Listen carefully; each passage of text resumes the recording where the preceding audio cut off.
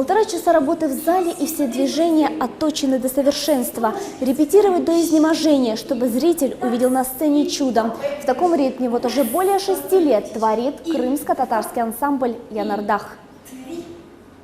Элементы народного танца завораживают. Кажется, артисты парят над сценой. Но за этой легкостью стоят десятки репетиций. Начинаются они с разминки. Дети выполняют классические упражнения, укрепляющие ноги и спину, трудятся над правильной осанкой. Затем переходят к отработке динамичных движений. Так, работаем сарма. Сарма, укол, укол. Ручки на сарма. Здесь, на уколе, ручки на поясе. Приготовились?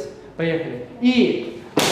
2, 3, 4, 6, 7, 8. Девочки отрабатывают пластику рук, плавные движения, мимику, харизму, постановку себя, как держать себя на сцене.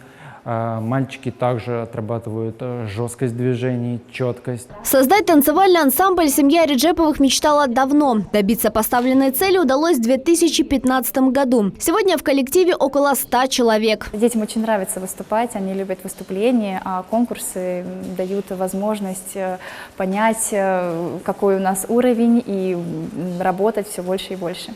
Янардах с крымско-татарского переводится как «вулкан». Название полностью отражает характер ансамбля.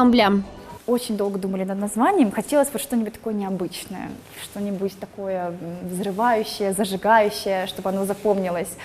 И подбирали слова, потом переводчики. Когда вот перевели именно «вулкан», созвучно стало нам это название, и так и назвали ансамбль.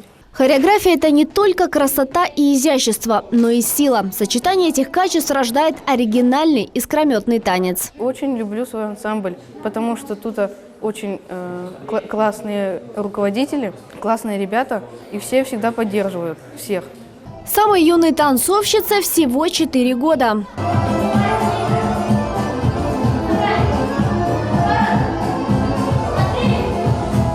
Артисты готовятся к выступлению. Детям уже начали шить костюмы. В марте они впервые выйдут на большую сцену. Мне нравятся крымско-татарские танцы. Занимаюсь я около 3 месяцев, и мне нравится развиваться. Регулярные репетиции, на которых танцоры выкладываются на все 100, позволяют ансамблю каждый год добиваться новых успехов. Готовимся мы к крымским конкурсам. Мы будем выступать на крымских, пока неизвестно на каких, в связи с сложившейся ситуацией. А затем, конечно, весной готовимся еще на выезд с материка. Скорее всего, это будет город Сочи.